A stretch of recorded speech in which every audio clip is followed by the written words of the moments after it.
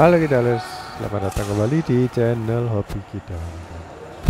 Tadi udah aku kasih cuplikan ya, di depan itu ada satu permainan rally yang cukup panjang. Nah, itu sebagai alasan kenapa aku bikin video ini ya. Jadi di video ini aku ingin bahas mengenai selain skill, ada sesuatu yang perlu kalian pelajari, yaitu penempatan bola. Biar apa? Biar rally-nya itu nggak panjang, nggak terlalu panjang. Jadi kadang-kadang rally jadi panjang itu karena kita mainnya ya polos-polos aja, atau mainnya penempatannya itu kurang apa ya, udah bisa dideteksi lawan, terus nggak ada kayak ritmenya, itu nggak ada kayak diganti-ganti atau ya pokok datar aja gitu. Jadi kayak anak-anak kecil main di depan rumah gitu. Jadi mainnya itu kayak lama-lamaan biar bolanya itu nggak mati-mati. Padahal kalau kita itu tanding atau main kayak gini ya, yang ada skornya, itu harusnya main itu ya kalau bisa secepat mungkin kita dapat poin.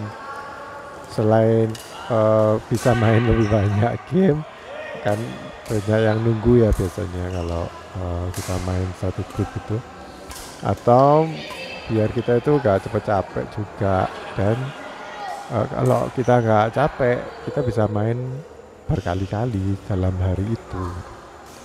Jadi tujuan yang bagus sebenarnya ya kalau bisa cepet dapat poin, terus cepet menang ya. Jadi nggak poinnya yang lawan yang cepet, tapi kita yang dapat poinnya dan kita yang menang gitu. Kan harapan semua orang ya kita main untuk menang kan. Nah, ini sebenarnya videonya udah lama sih, jadi aku nggak tahu kok masih ada di HP gue, apa pernah aku upload atau belum. Tapi yang pasti pembahasannya nggak akan sama kalau misalkan aku pernah upload.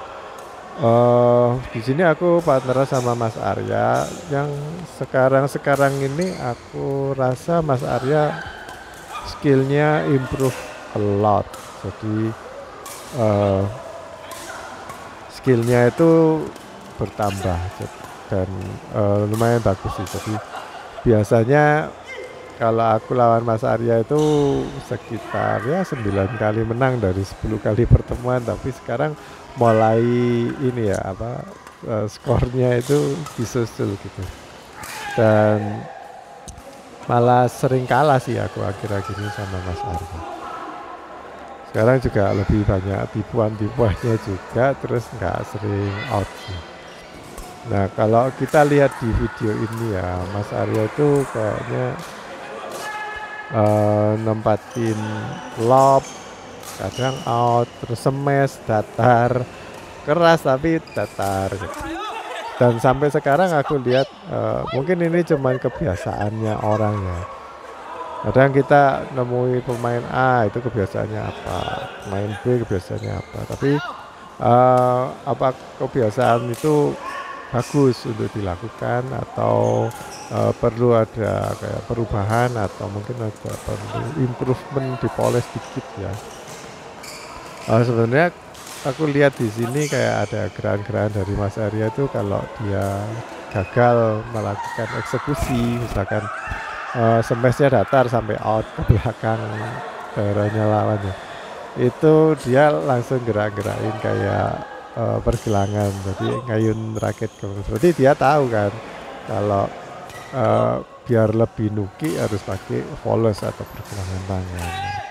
Tapi kok nggak dipakai ya itu karena kebiasaan aja sih. Tapi yang aku lihat yang aku rasa agak aneh ya. Gerakan nyemesnya kalau kita lihat Pak Laswan tuh gerakan smashnya kan bagus ya. Nah kayak gini loh gerakannya itu bagus itu. Tapi kalau kita lihat Mas Arya yang nyemes itu aku lihat jarang banget lompat kayak apalagi lompat tinggi ya. Terus mukulnya itu cenderung nggak ngambil di atas kepala. Kalau aku biasanya ngambilnya itu smash kalau bola berada di atas kepala, kalau dilihat dari samping kira-kira jam 1 ya, kalau jam 12 itu di atas kepala, jam 1 itu agak depan. Nah, aku ngambil setinggi mungkin sih. Asal nggak kena frame ya. Jadi setinggi mungkin yang bisa aku raih itu aku titik pukulnya di situ. Kalau nggak kepepet, kalau situasinya enak banget. Tapi kalau Mas Arya nggak, kadang kalau aku di depan, aku lihat Mas Arya itu yang aku harapkan dia nyemes ya. Ya memang benar di smash, tapi kayak setengah detik telat gitu. Jadi aku lebih kayak was-was, kayak mau mundur dulu, soalnya kayaknya ini nggak di smash kok telat ya, kok nggak nyemes ini Mas Arya. Terus ternyata beneran di smash dan dia itu nyemesnya mungkin kayak ancang-ancang dulu ya, biar smashnya itu bisa kuat keras banget gitu. Jadi ada kayak loading dulu berapa setengah detik gitu, baru ini nyimpan energi terus dipukulin sekeras mungkin. Nah, itu menurutku unik sih, agak aneh gitu. Sebenarnya ya gak apa-apa karena ini smashnya kan keras, cuman ada resikonya juga kan. Yang pertama resikonya ya out itu tadi, karena mukulnya itu titik pukulnya kurang tinggi, jadi kalau mau diturunin atau nuki ya sudutnya itu lebih tajam, itu dia bakal takut karena ngambilnya kan datar ya, jadi nggak tinggi, terus mukulnya kalau terlalu keras ya itu out. Tapi kalau ditukiin keras dan ditukiin nanti nyangkut, nah, ini kan masalah juga ya. Lalu kelemahannya yang kedua, kalau pakai cara seperti itu, lawan tuh jadi lebih siap untuk nerima smash. Terus apalagi kalau Erik ya, Erik kan sering banting bola gitu. Jadi udah siap, oh bakal di smash ke arah sini, karena smashnya Mas Arya keras itu pasti lurus. Jadi tinggal ditungguin di hadapannya Mas Arya, terus raketnya siap tinggal dibelokin. Nah itu gak siap, apalagi Mas Arya kan ini ya footworknya itu kurang cepat, habis kayak mukul apa terus nggak bisa lari ke tempat lain atau kesulitan lah. Tapi balik lagi bahas yang smashnya Mas Arya tadi, kalau tadi kan kelemahannya, kalau kelebihannya apa ya, karena nyimpen energi dulu, jadi kenanya bola itu 99% pasti kena di titik yang tengah atau sweet spotnya raket, jadi bisa keras. Nah kalau kita bicara mengenai footwork, ini aku ini dulu ya, telaah dulu apa sumber masalahnya, baru nanti kita belajar mengenai cara penempatan bolanya ya. Bukan cara sih, aku yang bakal bahas itu mengenai pola mendapatkan bola kemana-mana gitu. Jadi di sini yang pertama aku mau ngamatin dulu partnerku Mas Arya. Kalau memang footworknya kita lemah ya, aku lihat sebenarnya Mas Arya kalau skippingan ya pakai lompat tali itu aku lihat cepat kok, jadi dia sebenarnya bisa secara modal dari fisiknya, ototnya kaki itu ada gitu, dan dia kan suka nge-gym. Aku lihat pahanya udah kayak atlet, paha atlet gitu. Tapi kenapa kok ini ya,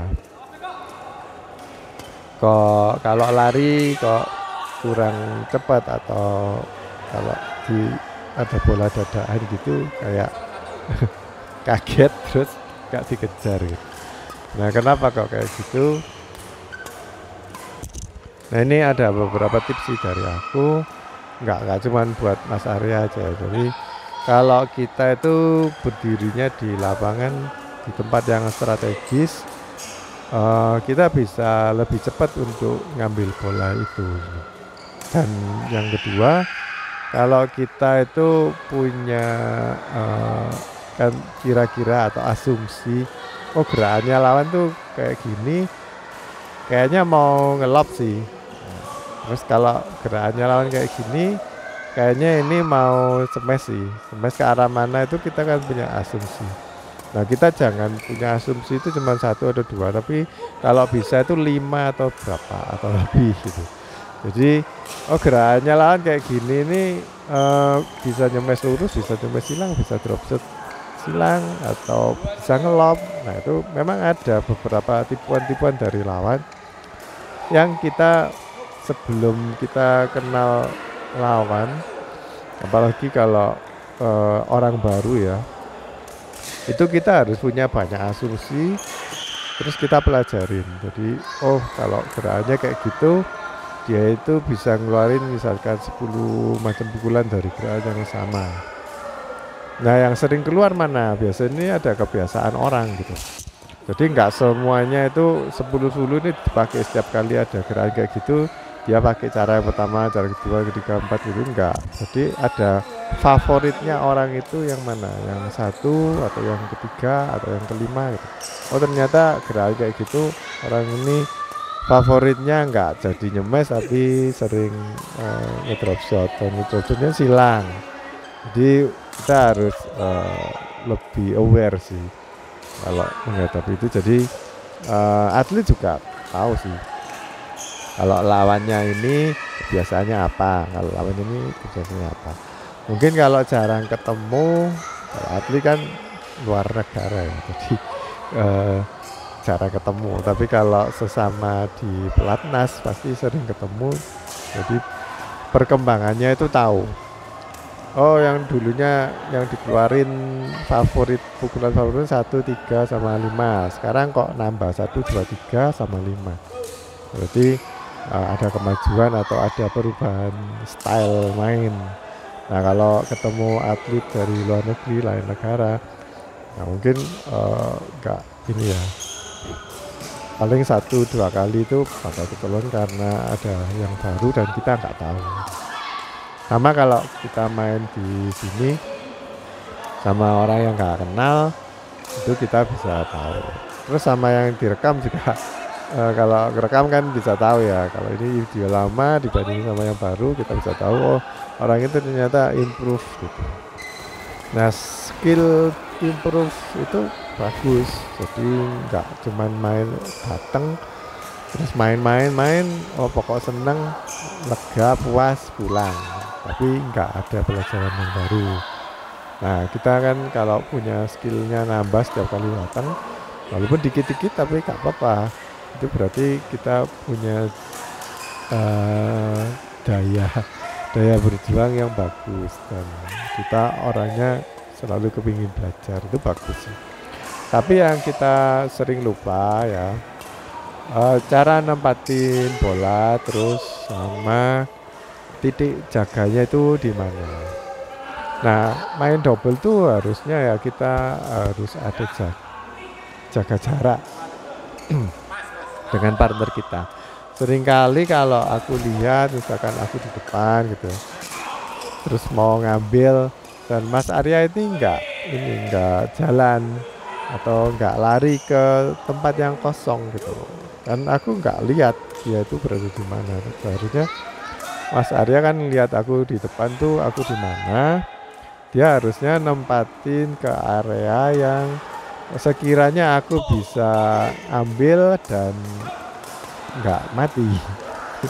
Nah kayak di sini ya sebenarnya bolanya itu kan drive biasa dari Erik. Dan Mas Arya ini habis mukul kayak gitu terus kayak kesusu maju. Nah kalau kayak gitu kan belum tentu sama Erik itu dikembaliin net kan. Ya pengembaliannya kurang strategis ya. Kadang kalau ini yang repot tuh sebenarnya kalau perpindahan misalkan dari posisinya depan belakang terus kita nyemes terus maju ya itu kan jadi kiri kanan sebentar terus mungkin jadi depan belakang lagi atau tukar misalkan aku di depan terus muter jadi aku yang di belakang bisa aja seperti itu sebenarnya ada satu momen yang krusial yang bisa bikin kita kebobolan karena kita kan bingung oh ini maju temanku maju aku harus mundur. Nah, itu kalau ada bola cepat biasanya kita mati. Jadi sebaiknya kalau nempatin bola itu kita harus nempatin yang sekiranya kalau partner kita mundur ya bisa mengembalikan gitu. Contohnya ya misalkan posisi aku di depan terus Mas Arya di kiri belakang terus dia itu drop shot atau mungkin ngedrive ke arah silang di depanku berarti yang sebelah kanan tuh. Nah itu kan aku biasanya mundur tapi kalau penempatannya Mas Arya itu kayak nanggung nanti kan aku mundur terus harus jab-jab sampai ternyata misalkan Mas Arya nempatinnya ke dekat net terus sama lawannya di lob berarti kan aku harus geser ke kanan dulu terus harus ngambil misalkan lobnya ke kiri lapangan jadi harus ngambil di kiri itu jauh jadi jangan melakukan hal-hal yang seperti itu yang bikin partner itu jadi larinya jauh terus nanti pukulannya jadi kurang berkualitas atau banyak nanggungnya. Nah itu yang bikin bolong-bolong atau sama lawan tuh gampang ditebak gitu.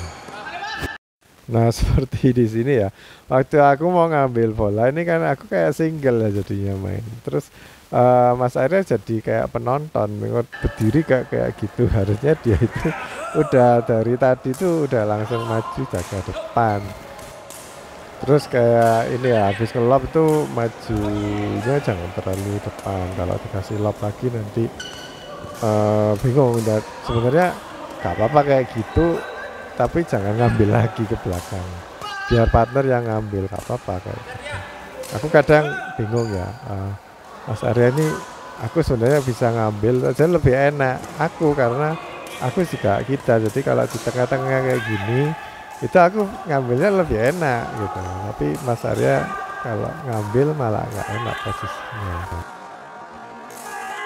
Nah ini lumayan rally panjang akhirnya aku sama Mas Arya yang memenangkan poin ini.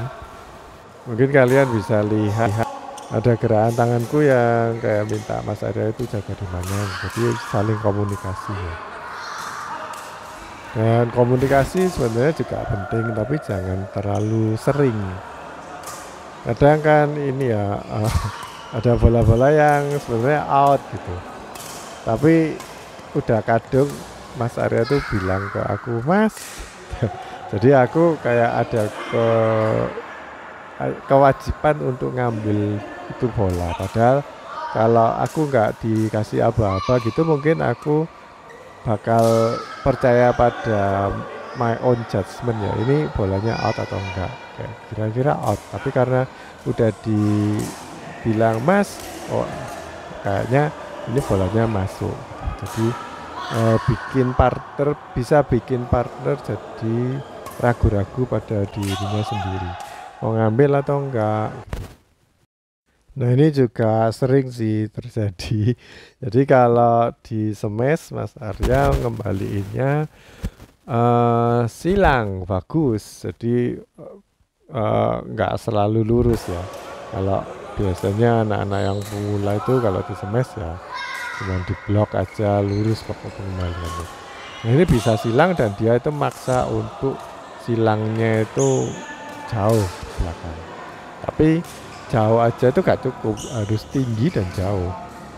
Nah ini aku menyadari kalau di smash, apalagi kalau smashnya itu tidak terlalu keras dan kita mau banting bola pakai backhand grip itu susah untuk bisa keras ke belakang kalau timingnya nggak pas. Nah ini kan sama Mas Eret juga didorong sama ini Sibu juga ya.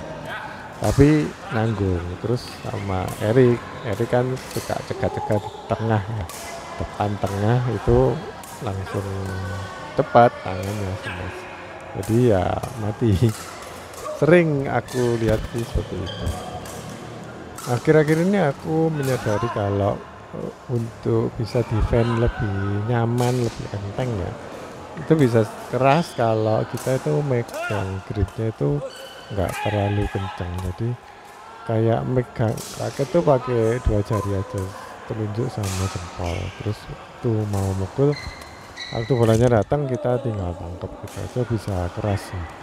Untuk ngetap ini di net juga bisa pakai cara itu, tapi ya perlu latihan juga ya. Cuman kadang capek sih karena dari kecil aku dulu nggak terbiasa pakai cara itu. Jadi kayak buka tutup tangan ini jadi capek, jadi mesti latihan lagi. Terus yang penting juga kalau dalam hal defense nih, kaki kita, kakinya itu kaki kanan di depan atau kaki kiri di depan atau mungkin sejajar, harus ini harus kita amati yang berhasil yang mana. Karena kalau kita belajarnya di YouTube itu banyak yang kasih saran yang kiri depan, kanan depan, atau sejajar atau apa ya. Banyak ini ya, banyak masukan dan nggak mungkin kakinya itu bertambah banyak ya. Tapi kalau nggak yang kaki rakitnya depan, kaki rakitnya yang di belakang atau sejajar, ya udah 3 itu pilihannya, kalian amatin aja yang mana yang works for you. Dan ini nggak selalu kalau misalkan yang paling bener itu yang kaki rakitnya di depan. Itu karena kalau enggak nanti ada alasannya. Nah ini tergantung situasi juga ya. Terus apa kaki raketmu itu mengganggu atau enggak? Kalau mengganggu ya sebaiknya disembunyikan di belakang, jangan sejajar. Tapi kalau ya sejajar itu aku anggap yang netral ya, mau dibuat posisi apapun bisa, cuman semua ada kelemahan dan kelebihannya sih menurutku. Nah ini satu lagi yang menurutku emen sih, karena Mas Arya sering pakai backhand grip kalau di daerah poolnya dia. Ya, kakinya nggak berubah, berarti kan seharusnya masih bisa pakai forehand, tapi dia pakai backhand.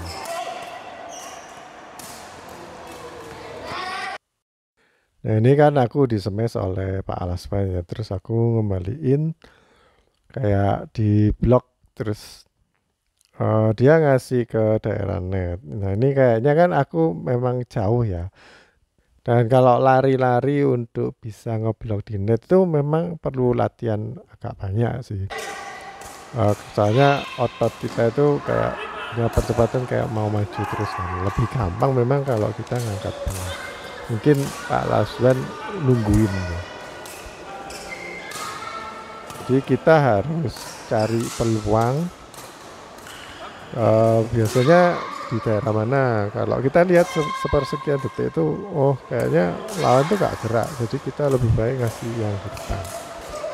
Memang agak sulit, dan kalian mungkin pernah dengar istilah ini ya, kalau mau dapat poin ya harus cari yang sulit-sulit. Jadi hidup juga nggak gampang. Kalau kita mau menang ya harus mau melakukan hal yang sulit-sulit, termasuk main badminton ya. Kadang kita mukulnya kalau santai-santai ngeblok terus ngelob, kita mungkin bisa menangin beberapa poin dari cara seperti itu, tapi nggak menangin gamenya.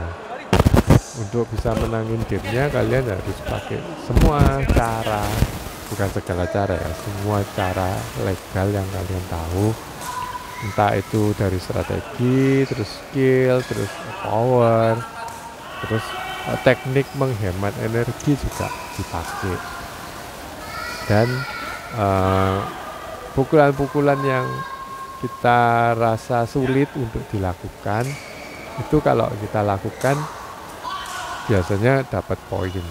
Nah, misalkan gini ya, ada bola yang di belakang, kita udah lead backhand gitu. Yang paling gampang itu kan ya ngelob atau cuman di balikin ke net lurus, tapi net lurus itu biasanya udah ditungguin lawan. Nah, itu yang gampang. Yang sulit yang mana? Sulit tuh bisa backhand lob sampai belakang banget, itu sulit. Yang kedua setengah sulit itu backhand nggak ngelob tapi ke arah net, silang atau ke tengah, itu yang nggak sulit, yang lebih bisa ditoleransi dan sebaiknya kamu lakukan itu.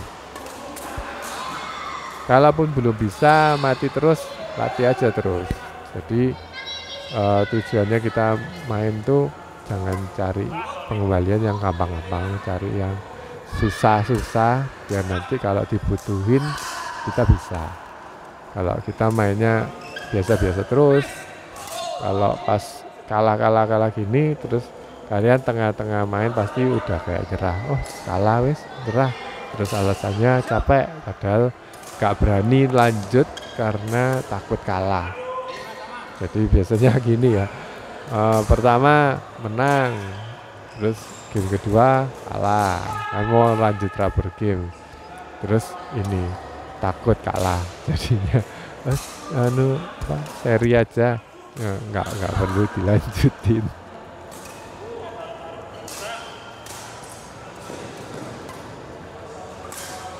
Nah, ini Mas Arya melakukan kesalahan lagi, jadi bolanya dibuang silang, tapi out gitu.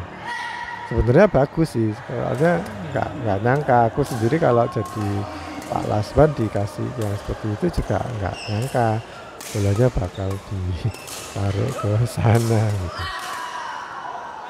Tapi kita harus lihat resikonya. Kenapa kok jarang ada orang yang melakukan pukulan dibuang ke belakang silang dengan posisi yang tadi dilakukan Mas Arya? Kenapa?